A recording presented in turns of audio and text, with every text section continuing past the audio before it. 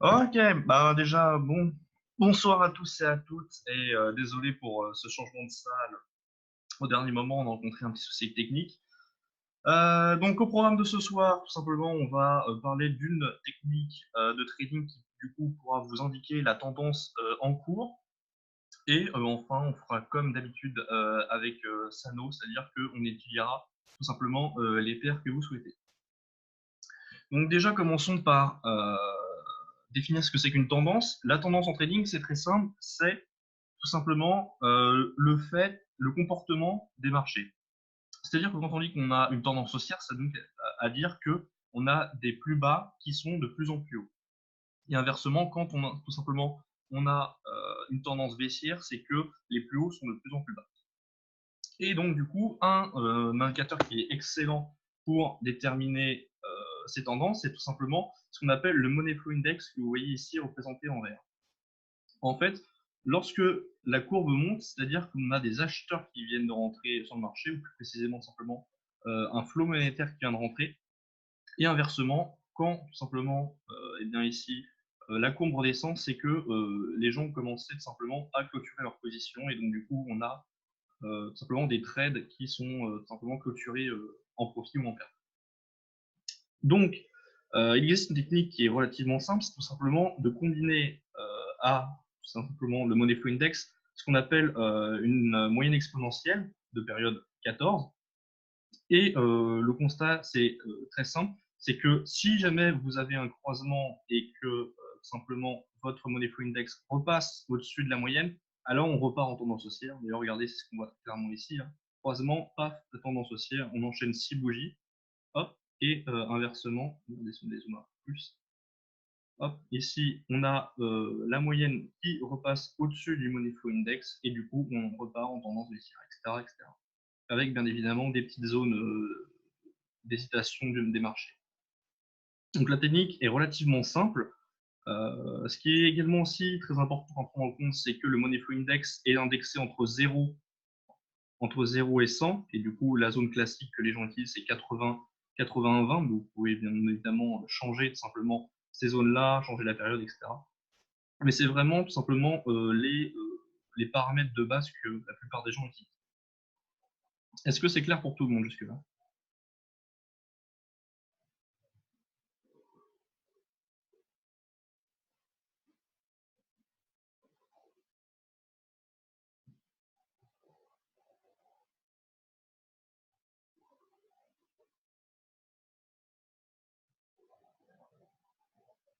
La période 14. En fait, la période 14, Vanda, c'est tout simplement le nombre de bougies sur lequel l'indicateur va se baser. C'est-à-dire que plus tu utilises de bougies, plus la variation va être faible, et au contraire, plus tu utilises de bougies, enfin, moins tu utilises de bougies, plus les variations vont être élevées. Et donc, du coup, en fait, ça dépend vraiment de ton profil. Si jamais tu es quelqu'un qui préfère faire du scalping, et bien, tout simplement, tu vas réduire tes périodes. Après, voilà, si jamais tu veux faire du swing, dans ce cas, tu prendras des périodes qui sont davantage vers du 30, 50. Et si enfin tu fais de l'intraday, tu restes à peu près sur du 14,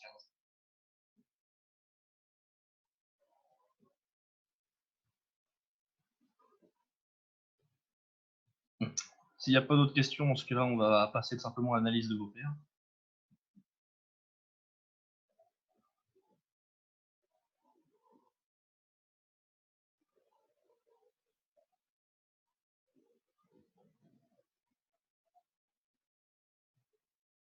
On va commencer par EURUSD, du coup.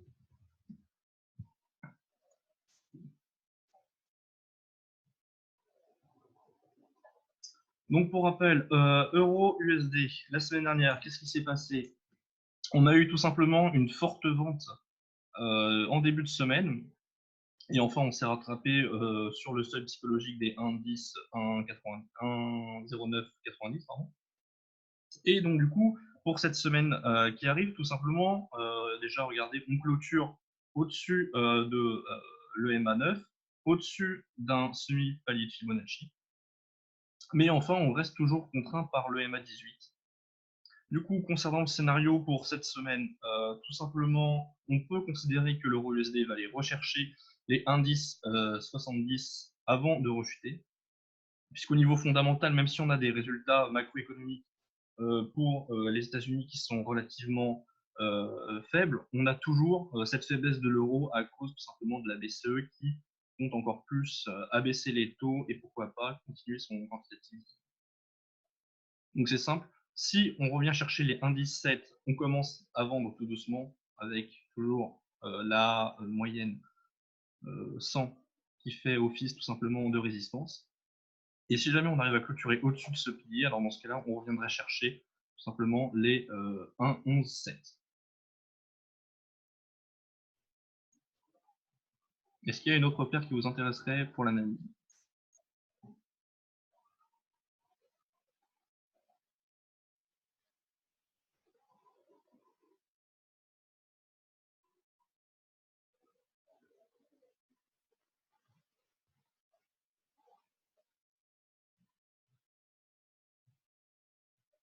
JPY. Quel JPY? USD JPY? Ok.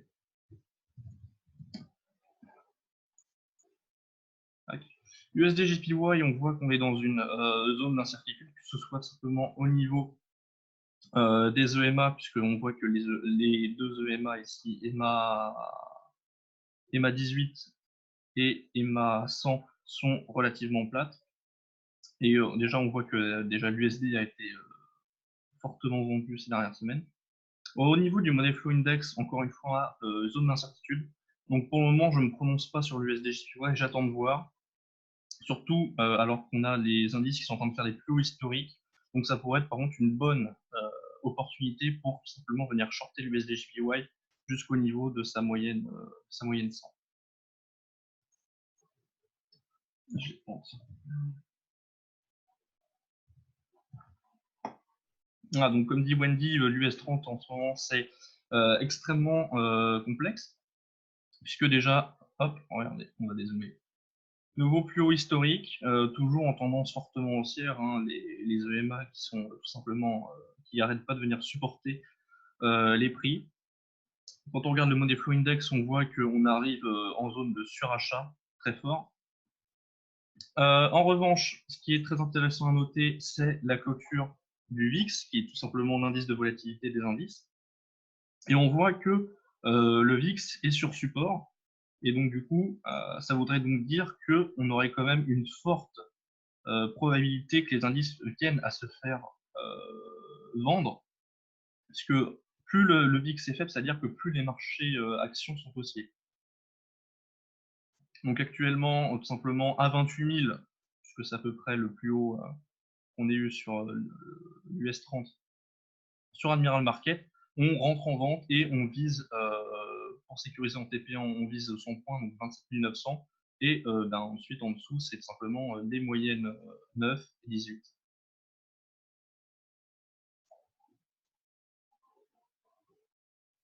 Oui, le Dow Jones est suracheté, d'ailleurs, c'est ce qu'on voit avec, on a des grosses bougies, des grosses hausses, hein, regardez ici, 0,76, 0,69, tandis que simplement les bougies vendeuses ont des corps relativement faibles.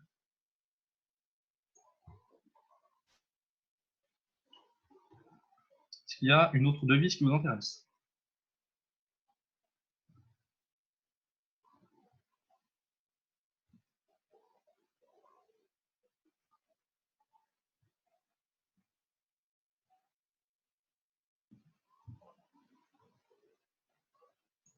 On va faire l'analyse du gold alors.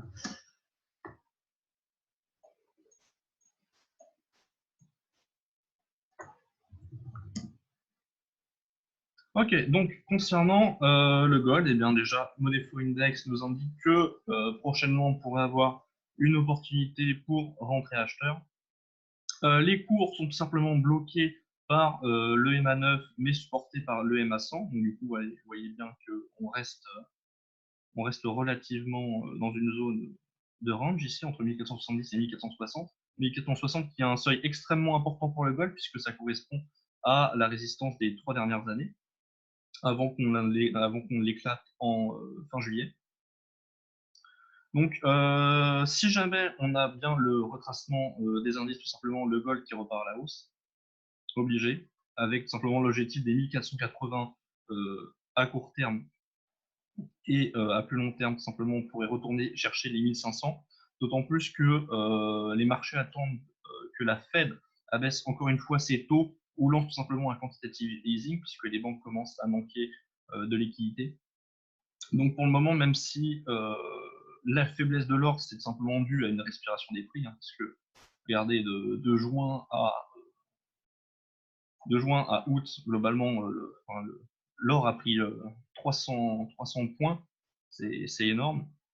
Donc là, c'est à la fois une respiration du marché et surtout les fondamentaux entre la guerre entre les États-Unis et la Chine qui fait que le prix chute, mais en soi, je resterai aussi à long terme.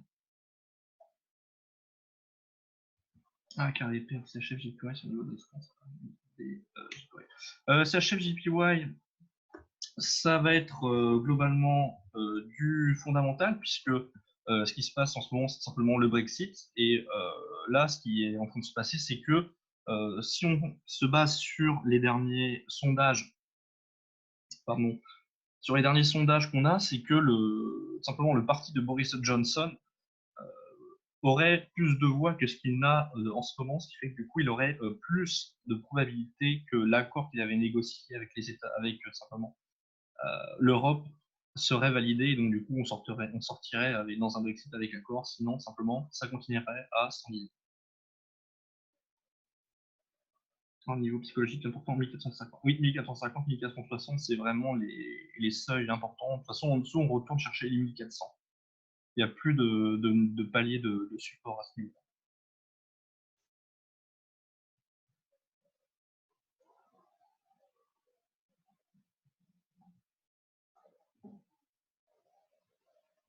Est-ce que vous avez encore des paires?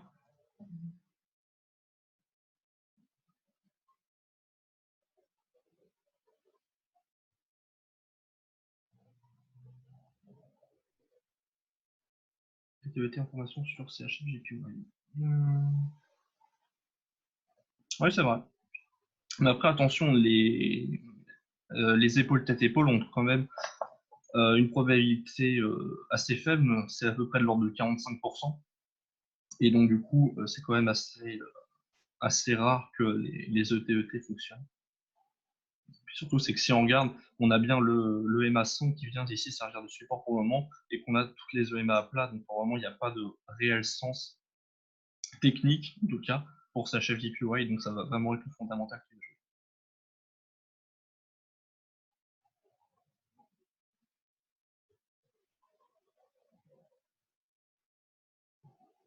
Une dernière paire.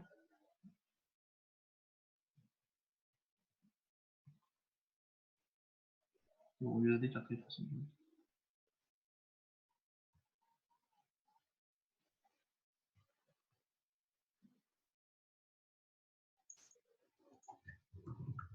Oui, mais dans ce cas-là, il faut utiliser dans ce cas aussi les corrélations.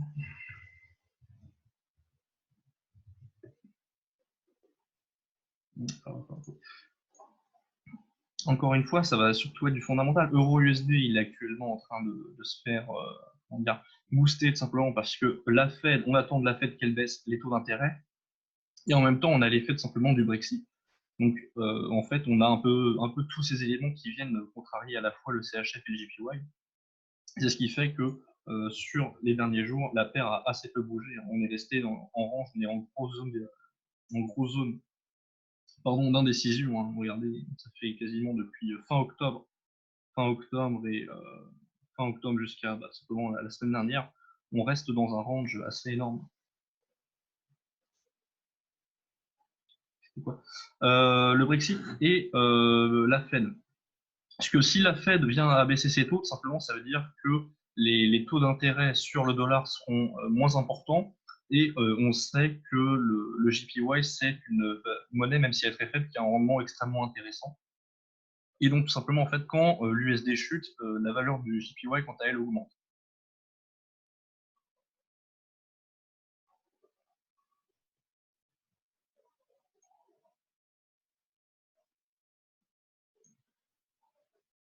Ok. Est-ce que vous avez une dernière paire analysée? Oui, tout à fait, c'est ça. C'est d'ailleurs pour ça que si jamais vous regardez vos graphiques en 2008, le JPY a tout simplement pris énormément de valeur lors de la crise financière qu'on a eue.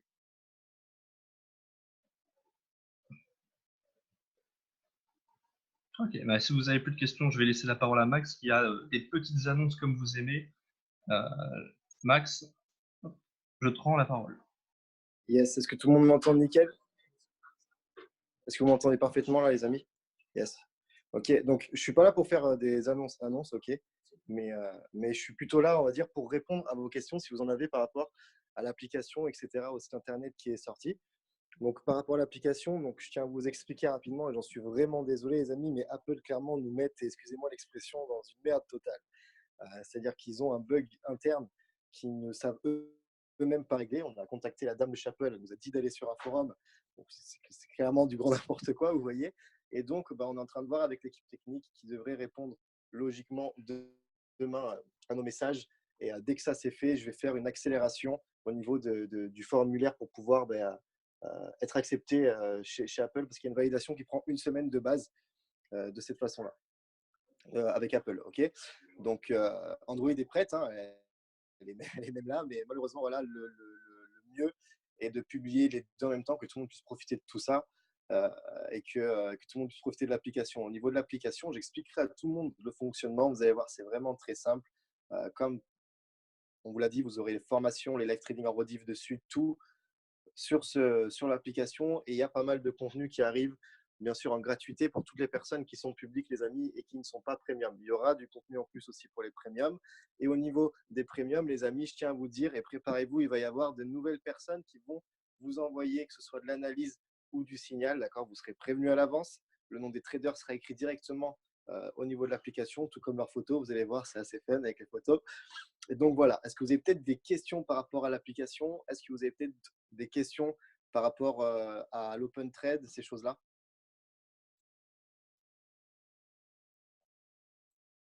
Apparemment pas de questions. Ok, c'est parfait. Ok, pour vous expliquer rapidement l'open trade, je pense que vous l'avez tous compris, ça sera 2 à 3 périodes dans l'année où il y aura les trades premium qui seront ouverts à tout le monde, même au public, d'accord.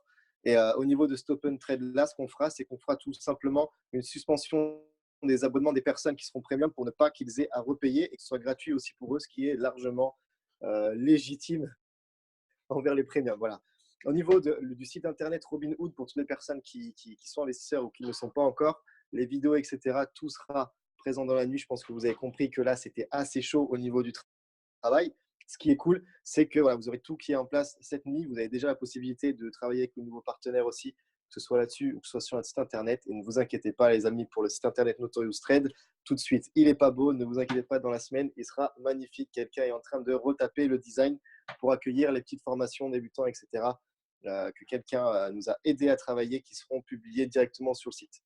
Voilà, donc j'espère que vous avez passé un super live trading ce soir, les amis. Pour se connecter au robot, plus besoin de passer par un VPS. Yes, plus besoin de passer par un VPS. Vous n'avez plus besoin de passer par un VPS. Vous n'avez plus besoin de vous prendre la tête avec tous ces tutos qu'on vous envoie, les amis. Vous passez directement par un nouveau partenaire. Vous envoyez le robot où vous voulez être connecté au partenaire et il vous connecte directement au partenaire. Ça vous fera une petite économie en plus de 10 euros, enfin de 10 dollars par mois au niveau du VPS. Comment devenir trader notorious? Ben, tu nous envoies un mail FXbook, tu viens nous parler en privé et on en parle. Et on en parle. Ok, est-ce que vous avez d'autres questions peut-être, les amis?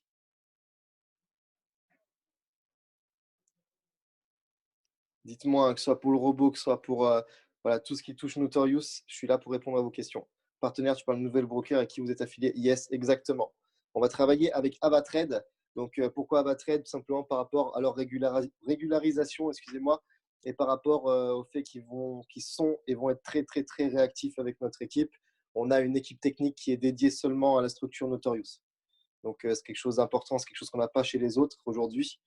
Et aujourd'hui, on a besoin de rapidité, on a besoin vraiment d'une structure en fait réelle qui peut nous aider, conseiller tous les membres, tous les investisseurs, et qui peut surtout faire les choses rapidement pour eux. Parce que une semaine d'attente, une semaine et demie comme on a en ce moment avec Admiral, honnêtement les amis, ça me plaît pas forcément, vous voyez. Ok, bah du coup, les amis, ce qu'on va faire, c'est que si vous n'avez pas d'autres questions, on va clôturer ce live. Encore une fois, merci à toi, Loïc, d'avoir animé ce live trading ce soir. Et les amis, ben, on se dit à ce soir, dès l'ouverture des marchés, pour commencer à encaisser. On a des trades qui sont en overweek, ok. Et dès ce soir, avec Robin pour encaisser aussi. J'espère qu'on va passer une super semaine. Je vous souhaite à tous une super semaine, les amis. Merci à vous pour votre présence. Il y aura d'autres live trading publics. On vous envoie le planning dès cette semaine de tous les lives. Je vous laisse suivre tout ça, d'accord? Je vous laisse regarder le live, regarder le flyer qui va sortir, noter les lives qui seront publics pour ceux qui sont publics et noter tous les lives pour ceux qui sont premium, les amis. Bonne soirée à tous. C'était Maxime Arnaud de Australie. Hop. Merci à tous d'avoir suivi le live, j'espère que ça vous a plu. On se retrouve à 23 h pour l'ouverture des marchés. D'ici là, faites attention à vos positions.